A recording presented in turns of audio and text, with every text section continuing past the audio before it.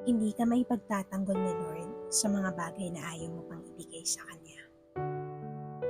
Dear young people, don't do everything in secret. Gets ko naman that not everyone needs to know, but someone needs to know. Ang hirap kaya paglihim lahat.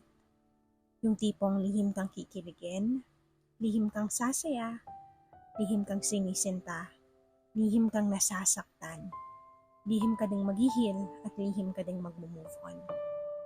Believe me, napagdaanan ko na, kaya hindi mo na kailangang ulitin pa. Napakalaking bagay na nami-mentor tayo, nag-guide tayo, at naitatama tayo. We need counsel. Sabi nga sa Proverbs 11 verse 14, where there is no guidance, a people falls. But in an abundance of counselors, there is safety.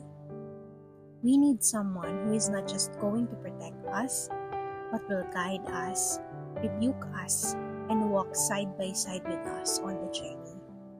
Minsan, kaya tinatago kasi alam naman na natin na mali. But you still have a time to be guided and to be mentored. Minsan ka lang magiging kabataan. So live by your purpose. Find a community that celebrates you and celebrate with you. A community that will go with you in your healing process. A community that doesn't tolerate but rebukes you when needed. Hindi palaging tama ang nakikita ng mga mata mo, ha?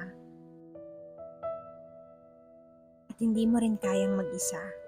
Kailangan mo ng may kasama. Huwag magagalit ha kapag tinatama ka, kasi ibig sabihin nun ay mahal ka. Dear, hindi ka ipapahamak ng totoong nagmamahal sa'yo. With love and prayers, Noel.